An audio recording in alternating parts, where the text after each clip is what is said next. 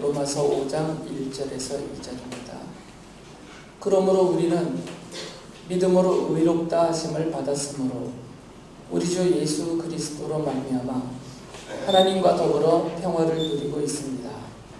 우리는 또한 그리스도로 말미암아 지금 서 있는 이 은혜의 자리에 믿음으로 나아오게 되었으며 하나님의 영광에 이르게 될 소망을 품고 자랑을 합니다.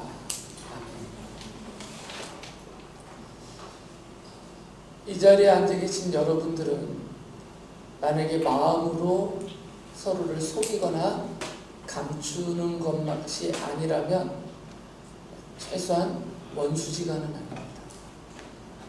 그 중에서도 내 바로 옆에 앉아 있는 사람은 여러분의 원수는 절대로 아닙니다. 아무리 집안에서 티격태격 한다더라도 원수들은 이렇게 앉아 있을 수가 없어요. 한 자리에 한 공간에, 그것도 가깝게 이렇게 앉아서 서로 얼굴을 쳐다보거나 눈빛을 나눌 수가 없습니다. 원수의 특징은 등을 지는 것이죠. 서로를 쳐다보지를 않습니다. 같은 공간에서도 등지고 있고 좁은 공간에서도 서로를 향해서 눈길을 돌리지 않습니다. 더 심한 원수의 관계는 마음속에 악의를 품죠. 서로를 향해서 악의를 품고 그 사람 잘 되는 꼴을 못 봅니다. 그래서 어떻게든 그 사람이 나빠지기를 바라는 마음이 그 속에 있어요.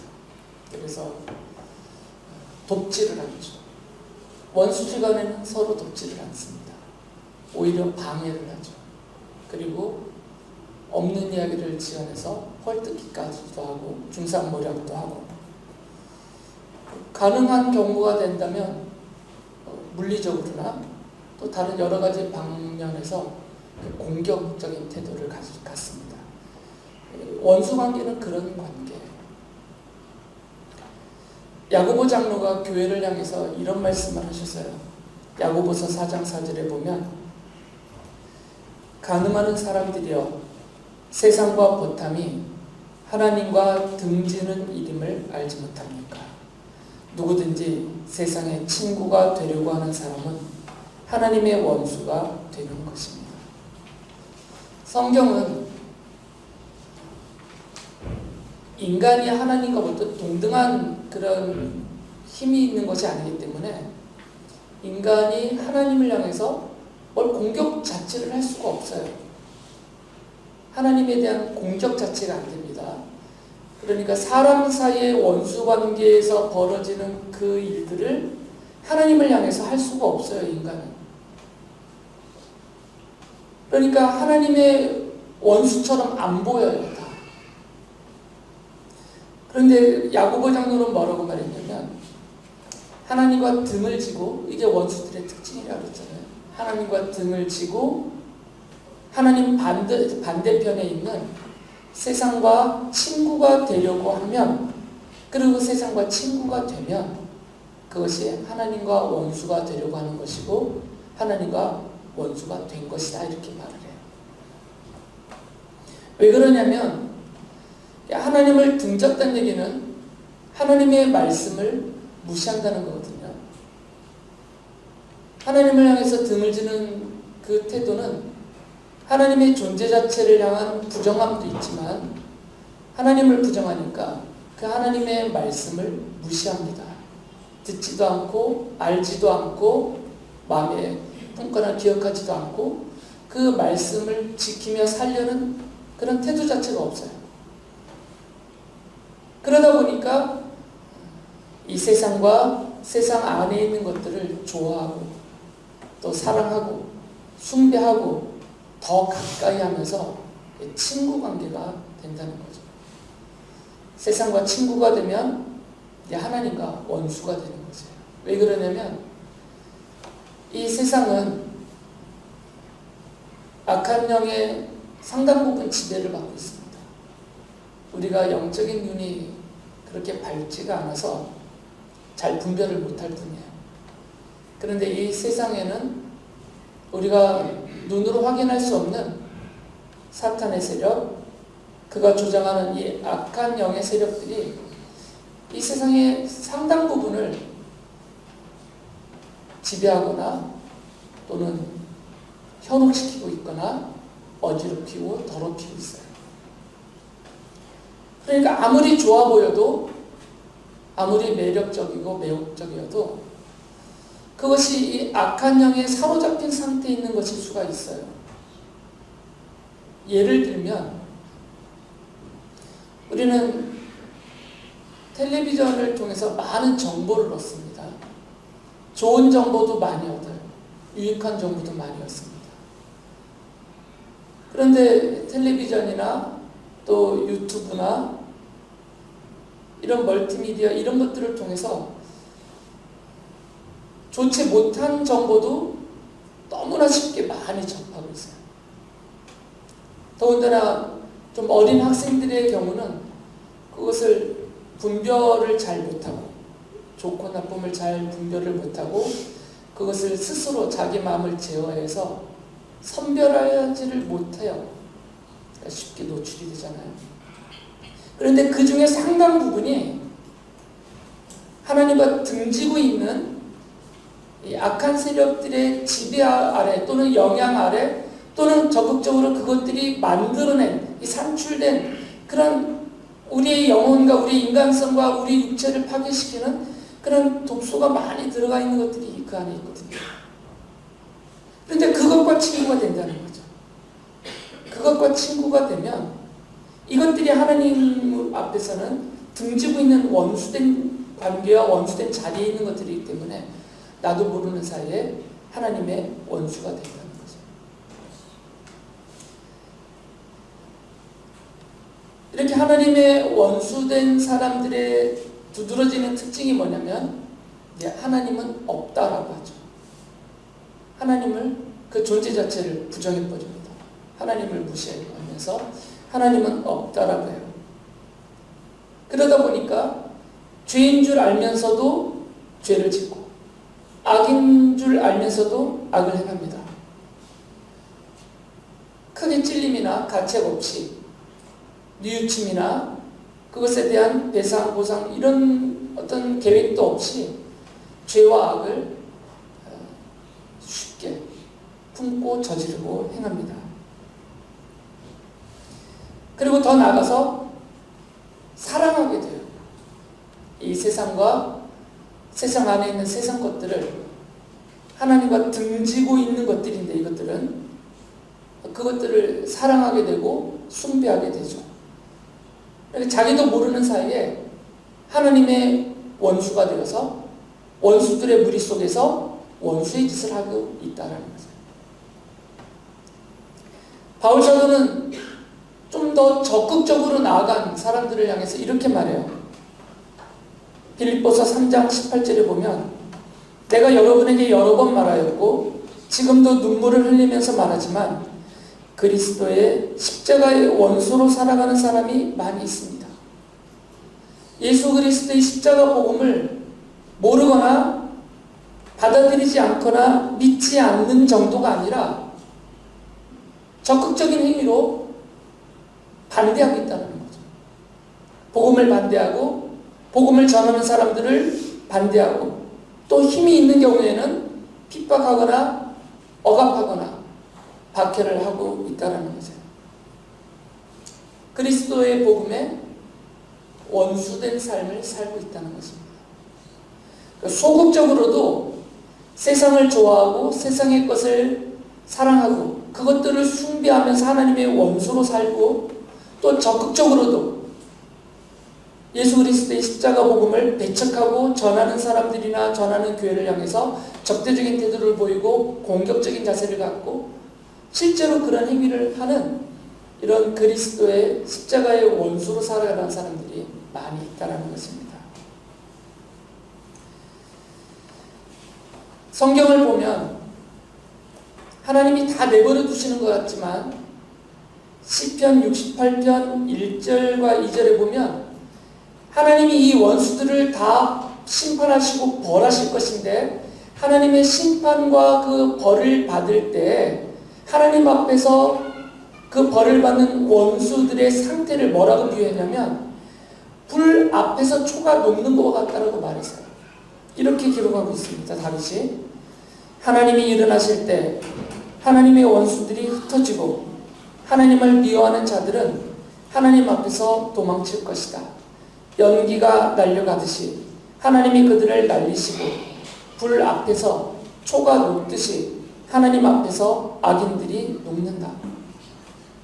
자신들이 알고 행했든 모르고 행했든 하나님과 원수로 사는 사람들, 그리스도의 십자가의 원수로 사는 사람들은 하나님이 정한 때에 하나님이 일어나셔서 그러니까 심판하시러 일어나시는 그때에 벌을 받을 것이다.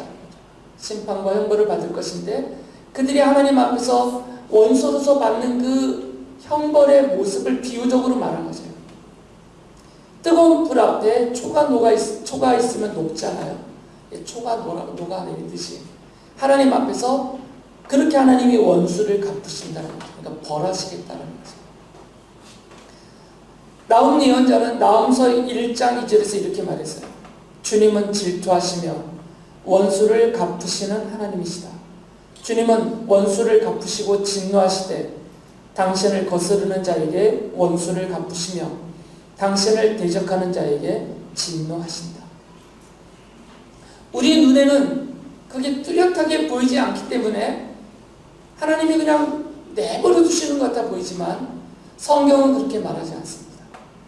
하나님은 하나님이 원수로 사는 사람들에 대해서는 반드시 벌하신다라고 말씀하세요. 그리스도의 십자가 원수로 사는 사람들을 향해서는 하나님이 진노하시고 반드시 벌하신다라고 말씀하십니다. 지금은 자신들이 하나님의 원수로 살고 있는지를 모르고 사는 사람들이 많이 있죠. 또 알면서 그렇게 사는 사람들도 꽤 많이 있어요. 당장은 하나님이 손못대는 것 같아 보이고 아예 하나님이 없는 것 같아 보여서 마음대로 그렇게 원수 짓을 하지만 하나님은 분명하게 약속하시고 말씀하셨어요. 때가 되면 하나님이 일어나실 때가 있을 터인데 그 개인을 향해서도 일어나실 때가 있고 모든 인류를 향해서도 하나님이 일어나실 때가 있어요. 그 원수를 갚으시는 그 때가 있다라는 말이죠. 그러면 불 앞에 녹아버리는 초처럼 바람에 날려버리는 연기처럼 그렇게 하나님이 그들을 벌하실 것이다 라고 말씀하셨어요. 바울 사도는 성도들을 가리키면서 우리들도 자신을 포함해서 우리들도 전에는 하나님의 원수로 살았다라고 말해요. 우리도 전에는 다 하나님의 원수였었다라고 말을 하죠. 골로새서 1장 21절에서 이렇게 말합니다. 전에 여러분은 악한 일로 하나님을 멀리 떠나 있었고 마음으로 하나님과 원수가 되어 있었습니다. 모든 사람이 하나님의 원수로 살았었어요. 저도 그렇고 여러분도 그렇습니다.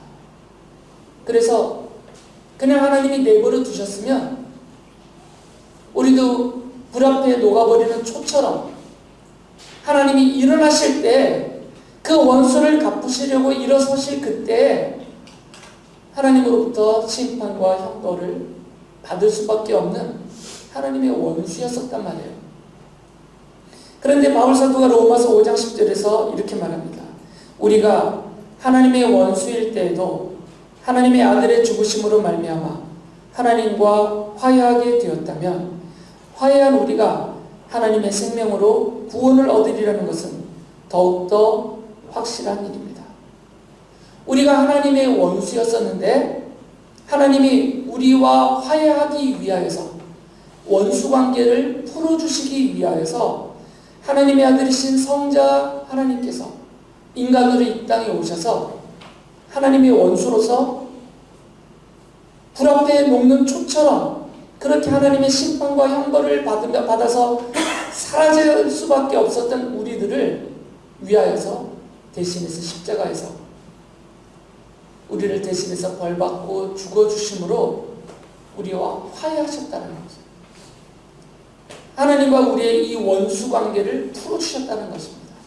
그래서 이제는 하나님이 우리를 보실 때 원수로 보시지 않는다는 거예요.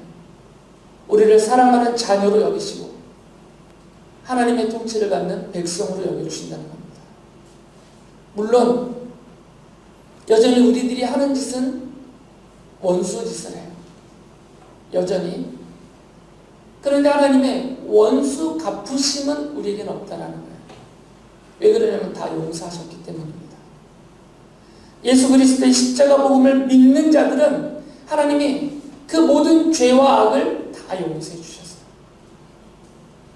그래서 우리를 원수로 대하지 않으신다는 겁니다. 우리와 화해하셨다는 거예요. 그래서 우리를 사랑하는 자녀로 여겨주고 계세요. 그러니까 원수 갚지 않으시는 거죠. 심판하지 않으시고 형벌을 내리시지 않으신다는 것입니다. 골로새서 1장 20절에서 바울 사도가 이렇게 말합니다. 그분의 십자가의 피로 평화를 이루셔서 그분으로 말미암아 만물을 곧 땅에 있는 것들이나 하늘에 있는 것들이나 다 자기와 기꺼이 화해시켰습니다. 그분 곧 예수 그리스도의 십자가의 피, 그 십자가에서 쏟으신 그 보혈, 그 귀한 피, 그 보혈로 우리를 하나님과 화해하게 해주셨다는 거예요. 하나님과 원수되는 관계의 핵심이 죄와 악이기 때문에 그 죄와 악을 다 용서해 주셨다는 거예요. 대신하여 예수께서 십자가에서 죽어주시면서. 그래서 마치 우리를 보시면서 의인처럼 여겨주신다는 거죠. 의롭다고 여겨주시는 거예요. 죄가 없는 사람처럼, 악이 없는 사람처럼, 아예 무죄한 사람인 것처럼 우리를 여겨주시면서 우리를 사랑하는 자녀로 삼아주시고 화해의 관계가 이루어지게 하셨다는 거죠. 이 화해된 상태, 하나님과 원수였다가 하나님과 화해된 상태를 로마서 5장 1절에서 바울이 이렇게 말합니다. 그러므로 우리는 믿음으로 의롭다 하심을 받았으므로 우리 주 예수 그리스도로 말미암아 하나님과 더불어 평화를 누리고 있습니다. 화해가 되면 평화가 이루어집니다. 사람 사이에도 그 원수 관계가 해소가 되면 평화로워져요. 사람 사이에도. 더 이상 다투지 않습니다. 더 이상 미워하지 않고 서로를 공격하지 않고 오히려 적극적으로 서로를 사랑하고 이해하고 포용하고 평화로워집니다. 물론 우리가 사람 사이에 이런 완전한 평화를 이룰 수는 없습니다. 여전히 우리 안에 욕심이 있고 이기적이고 또 세상적인 게 많이 자리 잡고 있어서 이런 것들을 지키려고 하니까 또 이런 것들을 드러내서 이루고 싶어 하다 보니까 나만 그런 게 아니고 상대방도 그렇고 서로 그러다 보니까 이게 계속 충돌이 되게 돼 있거든요. 그러니까 완전한 평화를 이루지는 못해요. 인사와 김정희 집사님이 저렇게 평화로운 사랑하는 모녀 사이에 앉아있지만 완전한 평화는 없을걸요? 네, 없대잖아요. 이렇게.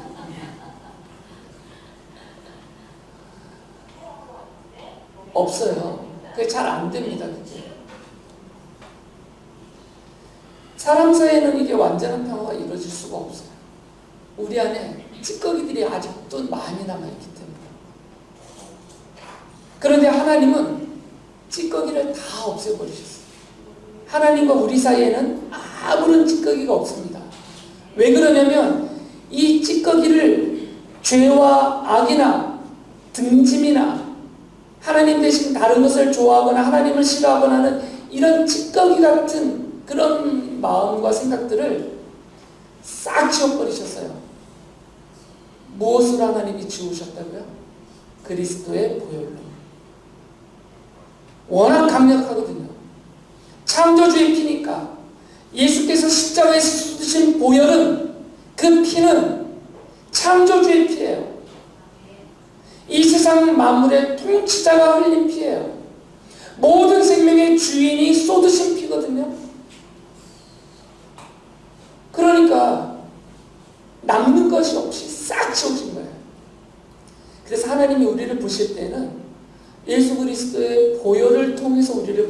우리가 아무 찌꺼기도 남지 않고 오직 순전한 상태에서 하나님의 의로운 자녀인 것처럼만 보이신다는 거예요. 그렇게 봐주신다는 겁니다. 그리스도의 보혈 때문에, 그 피 때문에. 그래서 화해가 이루어졌다는 겁니다. 우리가 뭘 어떻게 해서가 아니라 우리가 뭘 자격을 갖추고 자질이 되어서 이 정도면 내가 너 자녀 삼아 줄만 하고 이 정도면 내가 너와 평화를 이룰 만하다. 이래서 하나님이 우리와 화해하시고 평화로운 관계를 이루신 것이 아니고 우리는 그걸 할 수가 없거든요. 우리는 사람의 마음에도 못 들게 하는데 어떻게 하나님의 마음에 들게 하겠어요, 우리가? 내 부모님의 마음도 못 드는데 내 자녀들의 눈에도 내가 마음에 안 들어야 돼. 아이들이 볼 때에도. 사람의 마음도 흡족하게 못 해주는 우리가 어떻게 하나님의 마음을 흡족하게 드리겠어요?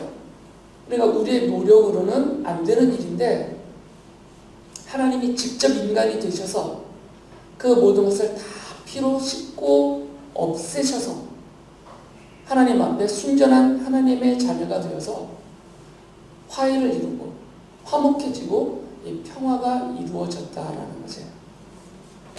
바울사도는 그리스도의 피로 하나님과 화해된, 원래는 하나님의 원수였다가 하나님과 화해되어서 평화로워진 상태에 대해서 5장 2절에서 이렇게 말해요.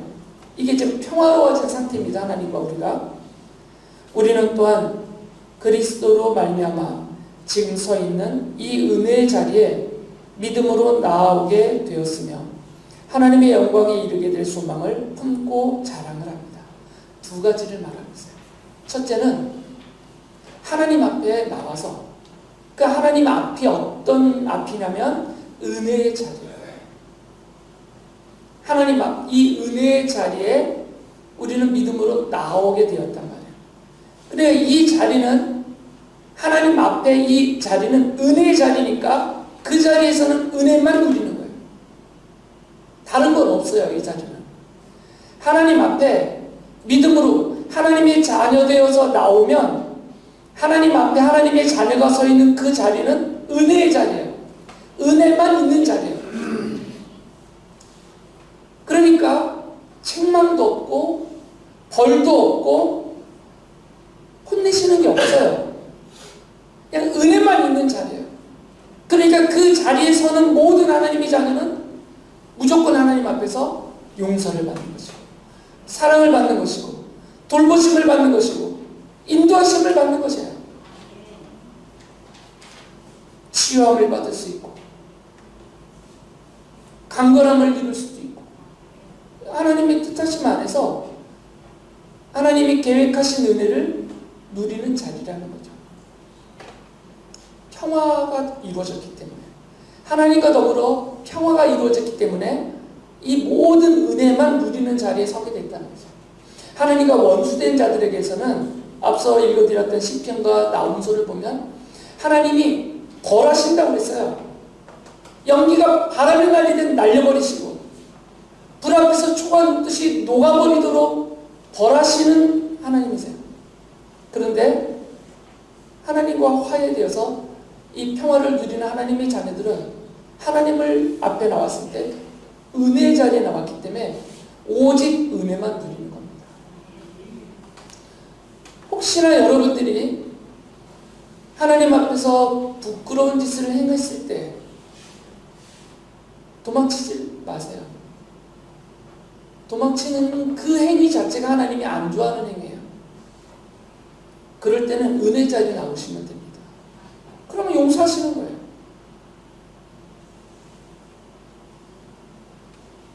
우리가 하나님이 기뻐하시지 않는 생각을 하거나 그런 마음을 품었거나 그런 계획을 하고 그런 일을 행했다 하더라도 그것 때문에 스스로 자책이 되고 죄의식에 빠져서 아예 하나님의 낯을 피하거나 등지고 돌아가지 말라는 거죠. 하나님 앞에 나오면 돼요. 그 자리가 은혜 자리니까. 하나님 앞에 은혜 자리니까 그 자리에 나와서 고백하고 자백하고, 그러면 하나님이 잘한다 하고, 도망치지 않고 잘한다 하고 용서해 주신다니까요. 그리고 우리의 부족함을 채워주시고 연약함을 강하게 해주시고, 물론 이 일이 반복될 수는 있어요. 그러나 반복되다가 횟수가 줄어들다가 나중에는 멈출 수도 있어요. 그렇지 않고는 이런 게 안 멈춰져요. 원래 죄라는 것은 이 빈도에 따라 평가가 달라집니다. 심각한 죄라는 것은 그 죄가 얼마나 끔찍하냐가 아니에요. 정말 심각한 죄는 습관이 된 죄가 제일 심각한 죄예요. 사람은 죄를 지을 때 반복해서 죄를 짓잖아요. 반복해서 죄를 지으면 습관이 돼요. 습관적으로 죄를 짓게 됩니다. 그리고 나면 고의로 죄를 짓게 돼요. 자기가 좋아서 그것을 하게 된다는 말이에요. 그러니까 정말 심각한 죄는 끔찍한 죄가 아니고요. 그런 일들을 사사로운 아주 작은 죄악이라고 하더라도 이것이 계속 반복되고 있으면, 그래서 그것이 습관이 되고 있으면 내가 그것을 하고 싶어서 그렇게 하게 된단 말이에요. 이게 심각한 죄예요. 그러니까 이게 반복되는 횟수를 줄여야 돼요. 은혜 자리에 나오면 이게 줄어들게 돼 있습니다. 내가 너무 낯간지러워서 하나님 뵙기 죄송스러운 마음이 다 들잖아요. 그게 믿음이 있어서 그런 거야. 믿음이 없는 사람은 뻔뻔하거든요. 하나님 앞에 부끄러워서 죄송해서 용서해 주세요 기도도 못해요. 우리는 그게 믿음이 있어서 그런 거예요. 근데 이게 자꾸 하나님 앞에 나와서 이것을 반복하다 보면 죄에 대한 반복이 줄어들게 돼 있어요. 점점점 줄어들면 어떤 것들은 아예 멈출 수도 있어요. 실제로 100%다 없어지진 않겠지만 그러나 상당 부분 없어질 수 있어요. 줄어들거나 없어지게 되거든요. 바울은 우리가 하나님과 평화하는 상태를 이렇게 말해요. 우리는 은혜의 자리에 나오게 되었다. 믿음으로. 얼마나 평화로워요. 그 자리는 은혜만 있는 자리예요. 그러니까 얼마나 기쁘고 감사하고 완전한 평화인 거죠. 그리고 또 하나는 하나님의 영광에 이르게 될 소망을 가졌다. 하나님의 영광은 하나님의 나라죠. 때가 되면 우리는 하나님의 나라에 들어가게 됩니다. 하나님 나라를 약속받았다는 거예요. 하나님과 원수된 사람들은 하나님의 나라 못 갑니다. 그냥 이 세상 나라에서 세상 사람으로 하고 싶은 거 마음껏 다 하다가 이제 지옥 갑니다. 하나님의 나라 못 갑니다. 그런데 하나님이 화해한 사람들, 믿음으로 하나님과 화목된 평화를 이룬 하나님의 자녀들은 하나님께서 약속해 주셨어요. 이 땅에서 하나님이 허락하신 인생이 끝나면 내 집으로 오너라 라고 약속해 주셨어요. 하나님 아버지의 집, 곧 하늘의 집, 하나님 나라로 오너라 라고 약속해 주셨어요. 내가 너를 데려가겠다라고 약속하셨어요. 그리고 그곳에서는 영원한 은혜, 영원한 평화를 누리게 되겠죠. 그리고 완전한, 온전한 평화를 누리게 될 것입니다. 이게 하나님과 화해해서 평화를 누리고 있는 성도들의 상태예요. 여러분이 지금 그 상태에 있습니다. 믿으셔야 돼요. 김 목사가 하는 얘기가 아니라 사도 바울이 그리스도의 말씀을 받아서 여러분에게 해주시는 말씀이에요. 하나님이 원수 아니라고 하신다니까요. 나는 침침해서 원수 같아 보이지만, 스스로는 그렇게 생각이 들지만 그가 아니라고 말씀하시는 거예요. 너희들은 내 원수가 아니다라고 하나님이 말씀하시는 거예요. 성자 하나님이 인간으로 오셔서 대신 십자가에서 죽어주시면서 원수 관계를 내가 다 해결했다. 하나님이 그렇게 말씀하시는 겁니다. 지금 이건 믿음으로 받아들이셔야 돼요. 여러분의 상태를 근거로 해서 생각하시지 말고, 우리의 상태는 여전히 원수 못지않죠. 그러니까 이런 걸 보시지 말고 하나님의 말씀과 약속을 믿음으로 받아들이셔야 돼요. 하나님이 그 원수 관계를 풀어버리시고 화해하셔서 해결해 주셨고, 이제는 사랑하는 자녀로서 하나님과 평화를 누리는 은혜의 자리에 나오게 해주셨다. 이게 하나님의 약속이니까 그냥 믿음으로 받아들이시면 돼요. 바울이 지금 그 얘기를 하고 있는 겁니다. 그렇기 때문에 하나님은 이제 평화로워진 하나님의 자녀들과 함께 하시는 거죠. 더불어라는 표현이 함께 한다는 말씀이잖아요. 바로 곁에 있다라는 거. 더불어니까.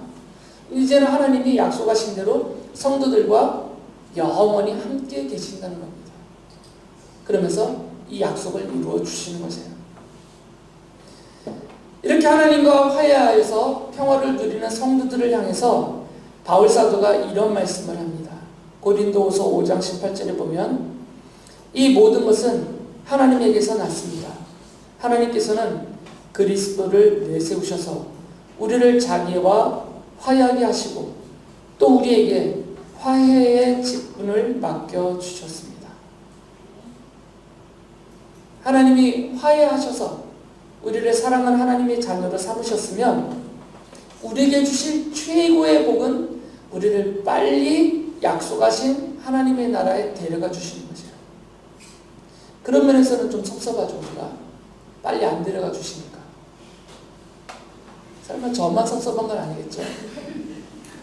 아니, 약속하셨으면 빨리 데려가셔야 되는 거 아니에요. 이 땅이 뭐가 좋다고 우리를 여전히 이 땅에 남겨놓으셔서 이렇게 고난과 고생, 수고와 애씀 가운데서 이렇게 힘겹게 살게 하시는지 약속하셨으니까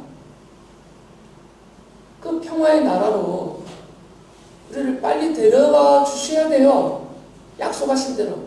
근데 안 데려가고 계신다면 좀 섭섭하죠.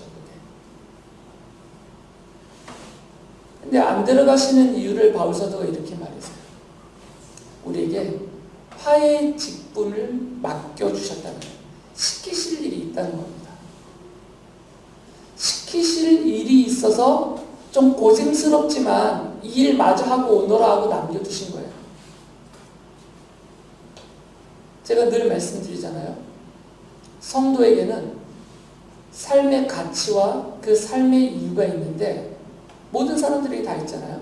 근데 성도들에게 있는 삶의 이유와 가치가 무엇이냐면 하나님께서 맡기신 일이에요. 우리를 도구로 종으로 삼으셔서 시키실 일이 있어서 그 일 마저 하고 오게 하시려고 지금 남겨두신 거예요. 하나님께서도 우리를 빨리 데려가시고 싶으시겠죠. 빨리 하나님 나라에 데려가셔서 우리가 더 이상 헤매지 않고 힘들어지 않고 죄 때문에 쓰러지지 않고 하나님만 바라보고 하나님 안에서 그 모든 평화와 사랑과 그 약속하신 영생의 복을 누리며 살게 해주고 싶으시겠죠. 하나님도 그게 하나님의 사랑이니까. 그런데 하나님도 안타까워 하시면서 우리를 이때 지금 남겨두고 계시는 거예요. 시키실 일이 있으니까. 바울 사도는 그것을 화해 직분이다라고 하셨어요. 화해 지키는 일을 우리에게 맡기셨다는 겁니다.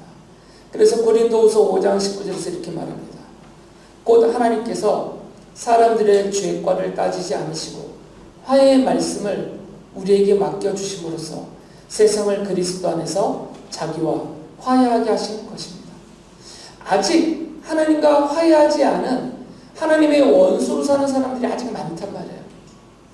그러니까 이 하나님의 원수로 사는 이 사람들, 자기들이 하나님의 원수인지도 모르면서 살고 있는 이분들을 빨리 하나님과 화해시켜라 이거죠. 그들 중에 하나님이 창세전부터 하나님의 자녀 삼기로 선택해 놓으신 분들이 있거든요. 그들에게 이 화해의 말씀인 예수 그리스도의 십자가 복음을 전해 주어서 그들이 말씀을 그 복음을 듣고 믿고 하나님께 돌아와서 우리와 같이 하나님과 화해하게 하라. 그 일을 지금 우리에게 맡기셨다는 거예요. 그래서 모든 성도들에게는 화해의 직분이 맡겨져 있고 그 화해의 직분은 화해의 말씀, 곧 십자가의 복음을 전하는 일이거든요. 그것이 맡겨져 있다라는 것이에요. 그렇기 때문에 이어서 이렇게 말합니다. 고린도 후서 5장 20절에서 그러므로 우리는 그리스도의 사절입니다. 하나님께서는 우리를 시켜서 여러분에게 권고하십니다. 우리는 그리스도를 대리하여 간청합니다. 여러분은 하나님과 화해하십시오. 모든 성도는 이건 사도들에게만 해당되는 게 아니고요. 모든 성도에게는 화해의 직분이 맡겨져 있고 모든 성도에게는 화해의 말씀인 예수 그리스도의 십자가의 복음이 맡겨져 있어요. 그런데 이걸 꼭 간직하다가 하나님이 이제 와라 그러면 천국 가는 거 이게 아니라는 거예요. 사절이 뭐냐면 보냈다라는 거잖아요. 예수 그리스도가 보냈다라는 거예요. 그러니까 우리는 보내심을 받은 사절이라는 거죠. 그리고 손에는 뭘 들고 가냐면 화해의 말씀인 십자가의 복음을 들고 가는 거예요. 그러니까 여러분이 가정에서 또 회사에서 학교에서 사회에서 누구를 찾아갔거나 누구를 만나게 됐다는 얘기는 뭐냐면 그리스도께서 나를 그 사람에게 사절로 보냈다는 얘기예요. 보낸 이유는 화해의 말씀을 전하라. 그리고 이 사람을 하나님과 화해시켜라. 이 목적으로 보내신 거예요. 그런데 우리가 화해의 직분을 맡았다는 것을 자꾸 잊어버리기 때문에 내 손과 내 입에 화해의 말씀이 십자가의 복음이 들려져 있다는 것을 자꾸 까먹으니까 가서 화해를 시켜야 될 그리스도의 사절로 보내심을 받은 내가 아니 그 사람과 화해를 이루는 게 아니고 원수를 맺는 거예요. 오히려 찾아가서 그 사람을 그리스도로 이끌어서 그리스도의 십자가 복음을 통해서 하나님과 화해시키라고 보내놨는데 화해 말씀이 십자가의 복음은 전하지도 않고 실천하지도 않고 아니 그 사람하고 원수 맺고 있는 거지. 가서 싸우고 있고 가서 비난하고 있고 기껏 가서 원수 맺고 있다니까요. 지금 화해를 시켜야 되는 사람인데 우리 반성해야 돼요. 내가 지금 어떤 이유에 있었던 간에 아무리 내가 정당하다더라도 어떤 이유에 있었던 간에 내가 누군가와 원수를 맺고 있다면 등을 지고 있다면 화해를 이루지 못하고 있다면 하나님과 화해하게 되면 성도들끼리도 화해하게 될 수밖에 없거든요. 함께 이 은혜의 자리에 나오는 거니까. 근데 내가 누구와 지금 원수를 맺고 있다면 그리고 원수 관계를 더 심하게 깊게 만들어가고 있다면 우리는 제대로 살고 있는 것이 아닙니다. 주님의 뜻에 맞게 살고 있는 것이 아닙니다.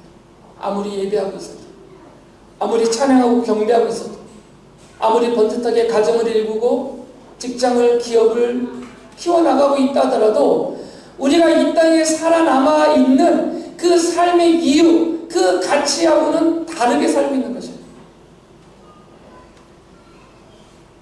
원수 맺지 마시고 사셔야 됩니다. 그리고 혹시라도 원수 맺은 관계가 있다면 빨리 화해를 이루셔야 돼요. 근데 그 화해는 같이 밥 먹는다고 되는 게 아닙니다. 손잡고 품어줬다고 되는 게 아니에요.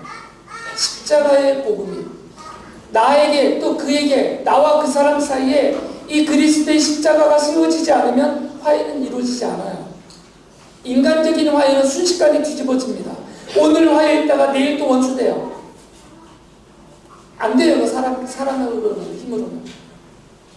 오직 그리스도의 십자가 사랑이 실현되는 그곳에 그리스도의 십자가 복음이 세워지는 그곳에 참된 화해가 이루어지는 것입니다.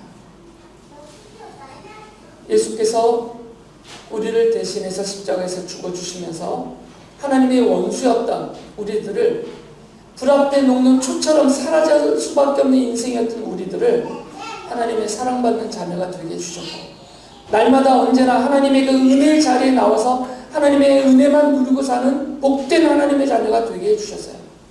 그리고 우리에게 약속하신 하나님의 나라에 우리를 데려가시기까지 이 땅에 잠시 머물게 하는 그 기간 동안 우리가 화해의 직분을 맡아서 화해의 말씀을 전하여서 하나님 앞에 그들을 화해시키는 이 일을 하게 하셨기 때문에 우리의 인생에 이런 사명이 있는 줄 알고 화해의 말씀을 전하고 실천하면서 나도 하나님과 화해에 대한 삶을 살고 또 다른 사람과도 화해를 이루고 그리고 모두가 하나님과 화해하는 그래서 평화를 누리고 사는 우리 모두가 될 수 있기를 바랍니다.